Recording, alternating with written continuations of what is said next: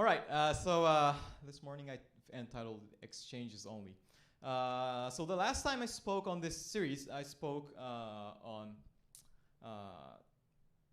the book of Acts, where Paul was in this city and there was an outrage, etc. But here it's not really connected directly, but we'll be talking about now St. Paul's message on this thing called idolatry. Now, what is idolatry? Idolatry, loosely, if I may define it, is to worship something else other than this God of Christianity or God of the Bible. And I would like us to turn to Romans chapter 1 for this morning's message, and we'll begin with this verse, Romans chapter 1, verse 18. And this might start with a shocking word, but let's get on it. Romans chapter 1, verse 18, it reads, "For the wrath of God is revealed from heaven against all ungodliness and unrighteousness of men, who by their unrighteousness suppress the truth." Now, nowadays, it might not be popular to talk about God's wrath, right? How can such a loving God show a sentiment of wrath, right? But bear with me and we'll see what he's talking about here, what Paul is talking about here with the wrath. And what I want to note is that the tense of the verb that is associated with the wrath. When is this wrath of God being revealed?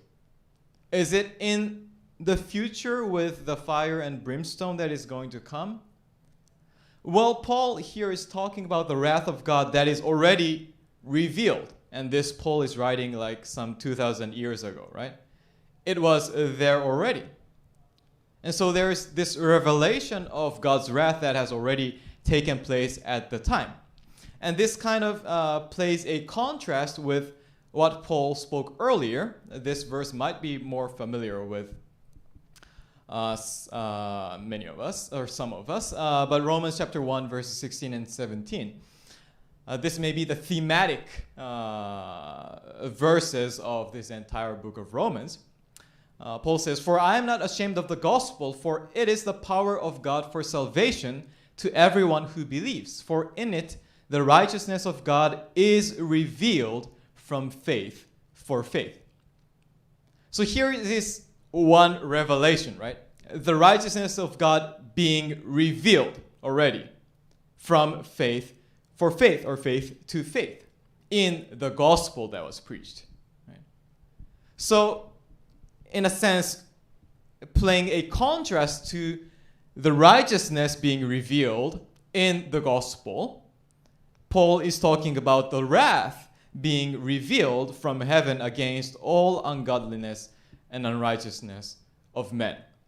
And I want you to take note that all ungodliness and all unrighteousness is very broad terms, right? Are very broad, generic, all-encompassing terms.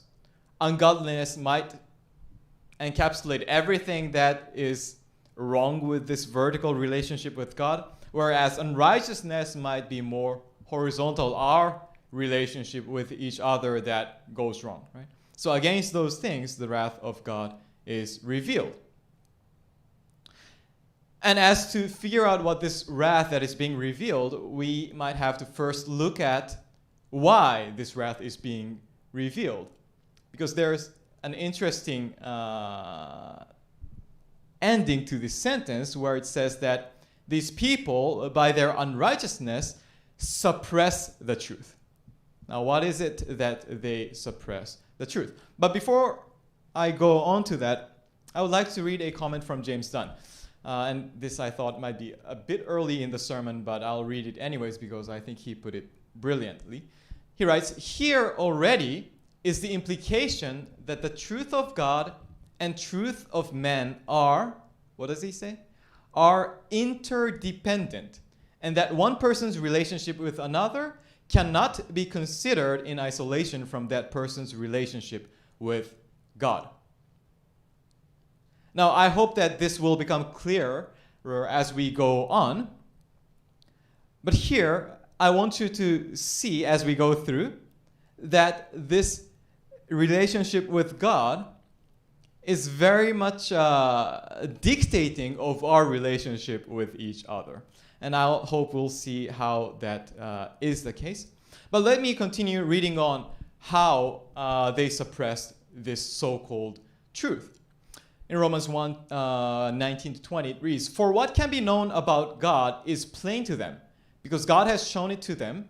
For his invisible attributes, namely his eternal power and divine nature, have been clearly perceived ever since the creation of the world, in the things that have been made. So they are without excuse." Now, what's Paul talking here? Right.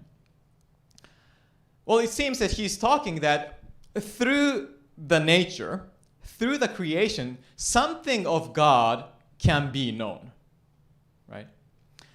And I mean, in the modern days, we might call this an apologetic, in which Christians try to prove the existence of God through scientific proofs or logical reasonings. And I don't think Paul is necessarily doing that here. He's not necessarily arguing for the existence of God. He's just saying that that is the case. And that is because in those days, even these Gentile intellectuals, such as I think you've heard of Stoics or Stoicism, which is being revived nowadays too, such as this guy Epictetus or other people, Seneca, Cicero. These people thought that, we sensible humans, by looking at the nature, can see that there is a designer, an intelligent designer behind these things. Right? So here, Paul is not necessarily arguing for the existence of a designer behind all these things, but he's already assuming that, and his point is that, therefore, these people are without excuse, because they should know that there is something behind all these things, right? So he continues in verse 21, "For although they knew God, they did not honor him as God or give thanks to him, but they became futile in their thinking, and their foolish hearts were darkened." And if I may just note here, sometimes in these present days where interest in religion or Christianity or God may be decreasing because, scientifically speaking, there is no God. That's what is often being claimed. When we take too much time on, when we stake too much on whether God exists or not, maybe we are missing points as Christians as well as atheists. Because what Paul is saying here is that even if you can deduce that there is someone behind all these things or someone beyond all these things, that doesn't mean that you will then honor that God, or that you will give thanks to that God, or that you will worship that God. Right? Just knowing that there exists a God might not mean as much in terms of that person really honoring and regarding that God. And after all, looking at the Bible, all these people believed in the existence of God, and yet, right? And so, anyways, here Paul is saying that these people, although they knew, they should have known better, they still went for disregarding this God. And by doing so, it says, claiming to be wise, they became fools. Now, he is using quite harsh words. These people who disregarded God, they thought that by doing so they were wise, but instead they became fools, Paul says. And, I wouldn't use that word for present-day atheists, but, sometimes they call those who believe in God as primitive or fools, and that might have been similar in the case of Paul's days. But anyways, these people do that, and I want you to see this italics that I've added. And they exchanged the glory of the immortal God for images resembling mortal men and birds and animals and creeping things. Now, this is of course, an idolatry language, as Douglas Moo puts. It is this putting some aspect of God's creation, whether it be an animal, a human, or a material object, in place of God. That is the essence of idolatry. Right? So here, we've been looking at for the past, more than a year about this idolatry. We find the familiar language here. But here, what's going on is that this idolatry thing is not just a denial of God, but it is an exchange, a replacement that is going on. Okay? By saying no to God, one is not saying no to every God, but by saying no to one God, he or she is just putting in place another God, which may be a human, an object, or animals, or whatever. And so, as Dunn writes, and I'm sorry that I'm quoting too many from Dunn, but Dunn writes, their sense of values, that they became fools, in Paul's words, that their sense of values became distorted because they had abandoned the one firm reference point that I think he's talking about God, the Creator, by relating to which all other shifting relativities of meaning and worth became stable and clear. And again, we will see what he's talking about here. But in exchanging God with other things, what has happened is that they've lost this firm reference point by which their lives would be ordered. Okay? And this we'll see how it unfolds.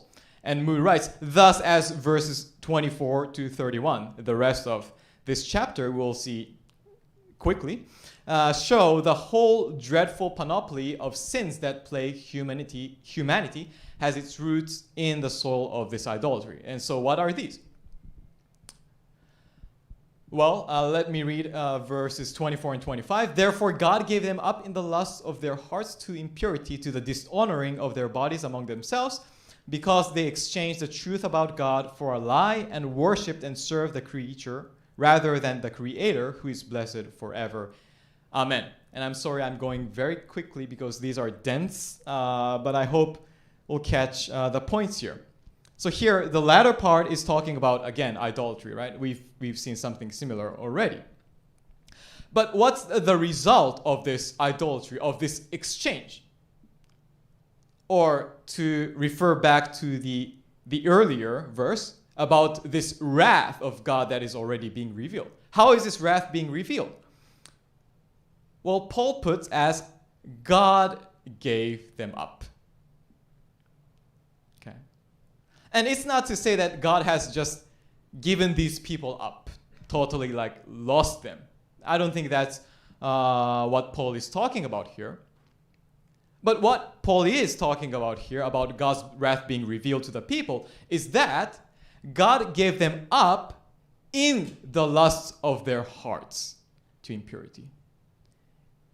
In other words, God's wrath is being revealed in that people are allowed to pursue what is coming up from them, and in this case, these lusts that was arising from their hearts.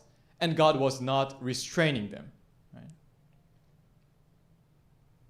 So what's the result of replacing God with something else? It was that they were allowed to follow whatever they want to the not so good for themselves, right? To the impurity. And this word lusts, narrowly speaking, may refer to more sexual things, and this will be spoken of in the following verses, or it could be taken more broadly in a sense that their desires were leading them to impurity, which will be the end part of this chapter. But in doing this, they were doing something bad to themselves. They were harming their bodies. And this God giving people up actually occurs 3 times in this chapter. So this is the first one, and I think this is the sum of what will follow, the two more of God giving up. But let's see the two more. And I'll not, again, get into the details here, but I hope you get the general strand of thought here. So this is another God giving up. In verses 26 to 27, for this reason, the idolatry, God gave them up to, here Paul says, of dishonorable passions. God gave them up to dishonorable passions. For their women exchanged natural relations for those that are contrary to nature, and the men likewise gave up natural relations with women, and were consumed with passion for one another, men committing shameless acts with men and receiving in themselves the due penalty for their error. So to put simply, Paul is talking about same-sex relations, right? Women for women and men for men, right?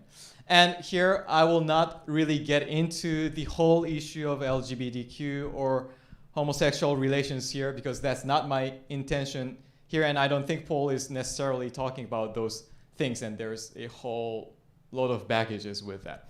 But let me just stick to this text. Paul is talking about women, whatever the case he's talking about here, okay? Women going for the relationship with women, or men going for men, is an exchange of natural relations, at least in this case, right? And this might kind of recall us of the story in Genesis, where the supposed natural relation was established between men and women. And actually, if you've been a perceivable reader, you might have been already seeing some allusions to the Genesis creation story already in this chapter. But anyways, here, this exchanging of relationship with each other is taking place after these people have exchanged God with something else. That's the point that I would like you to take note of here. That this vertical relationship has affected this horizontal relationship, this exchange happening here as well. And he furthers by talking about another God giving up, the third giving up. He says, and since they did not see fit to acknowledge God, God gave them up to a debased mind to do what ought not to be done. They were filled with all manner of unrighteousness, evil, covetousness, malice. They are full of envy, murder, strife, deceit, maliciousness. They are gossips, slanderers, haters of God, insolent, haughty, boastful, inventors of evil, disobedient to parents, foolish, faithless, heartless, ruthless. I feel like, Paul is just listing up all the bad words up here. But these are the things, Paul says, that have been caused, that have been seen as a result of people giving God up and God giving them up to their debased mind. Right? And this we might be very much familiar with even in the modern day, right? Seeing all around us.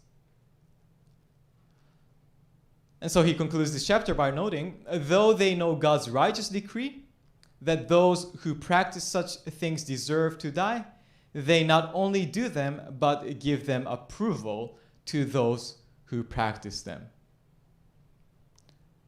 So last done quote, the judgment they cast against God condemn themselves and condemned themselves to themselves. I like how he put it here.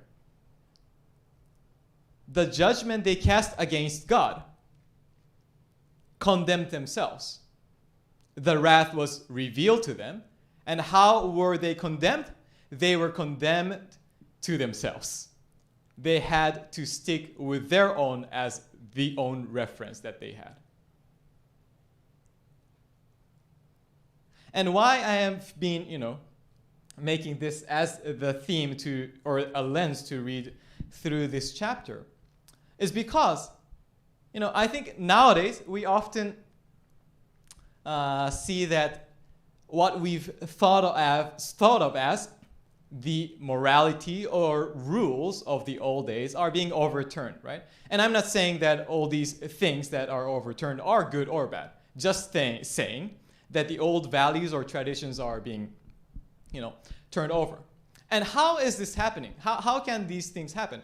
Well, it is because I think it has a lot to do with the fact that in the past there was this one power structure or one system or one rule or something we call God, right? And from that derived all these rules or morality or values, right? But nowadays, it's not just one God, right? I mean, many people no longer believe in a God. But we have different points of references from which we derive our values and moralities and what is good or bad or what is right or wrong, right? And this situation some people call as, relativism, right? Everything is relative. You do you, I do myself. What you think as your truth is your truth, but not my truth, right? We all know this. Right? And yes, that is the result that we see of having no shared reference point, right? And I think that is, in a sense, seen in this chapter as well, in that God's wrath was revealed in people allowed to make up their own reference point and do whatever according to wherever their hearts might lead, which was not really, really good, right? And when living in this day as Christians, trying to uphold the Christian values might be a struggle or a challenge, right? We would like to high-handedly claim that, because we believe in God and because God exists, therefore this should be the case, that should be the case, etc. And we would like to push that values on people. And we do see some of that things happening in this nation as well, which I don't know if it is going well or not. But I believe that what this tells me is not that we Christians are called to be absolute in something or other things, or that we are called to be, as opposed to those relativists, we are to be absolutists. I don't think that is necessarily the case here. Because after all, whether Christians or not Christians, we are relative to something, right? That whoever we worship, whoever we honor, whoever we thank, whether that be the God of the Bible or something else, we still are contingent to. And our values and the way we relate to each other are drawn from that. Right? And in that sense, I would like to read this quote from James K. Smith. He's a Christian philosopher. In his book, Who's Afraid of Relativism, he wrote, "The Christian claim about contingency is not that everything is contingent, but rather that everything created is contingent. Everything created depends upon the triune creator who alone is necessary." And so looking at the world where there are many reference points from which their way of living is derived from, we Christians are called to be relative to the triune creator, he writes. And I believe that is the point of the book of Romans as well. For later on in Romans chapter 12, instead of exchanging God with all these things, resulting in all these things that we've read already, Paul commends the people, he appeals to the people, saying, "I appeal to you therefore, brothers, by the mercies, and brothers and sisters, by the mercies of God, to present your bodies as a living sacrifice, holy and acceptable to God, which is your spiritual worship. Do not be conformed to this world, but be transformed by the renewal of your mind. that by testing you may discern what is the will of God, what is good and acceptable and perfect. Right? And these underlines and these verses in brackets, they are to show how they correlate or they parallel to the verses that we've read earlier in chapter 1. But in any case, here Paul is recommending the Christians to depend on God and through this worship be conformed, be relative to it, be dependent on God's values, and through that you live in this world. Right? And this, I believe, still remains as a call for us Christians as we go about our days. To have God as our reference point, and not just a reference point, but the one who transforms our mind, not the world which tries to conform us to them. And so how will I conclude this sermon? Well, first thing I would like us to remember is that, whatever idolatry may look like, whether it be by worshiping other gods, or just totally abandoning religion, or claiming to be atheists, claiming that there is no God, it seems that according to Paul, it is just an exchange. We can never rid of a God. We can never rid of something that we are dependent on. And the real issue is, so who are you dependent on as atheists, right? As you believe in other things?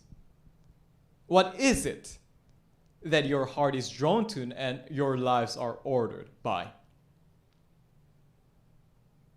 And because it is exchanges only, then it begs us a question of, so how is that being revealed in your life? How is this relationship with other people, or how you are being conformed to?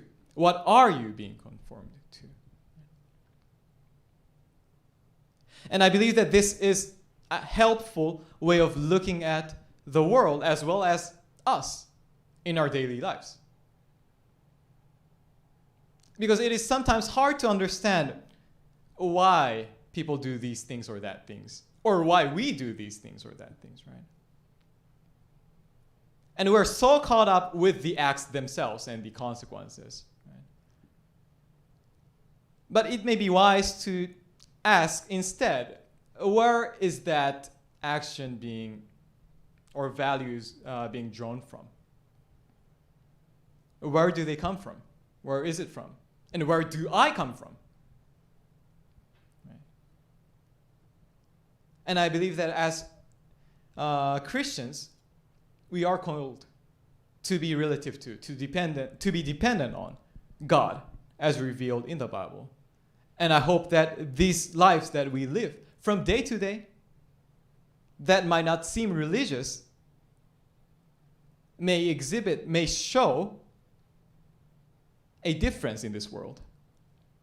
That this is so because we are worshiping the God, the Creator in Christ. Let us close with a word of prayer. Our Father in heaven, we thank you for this passage that is given us in the Bible.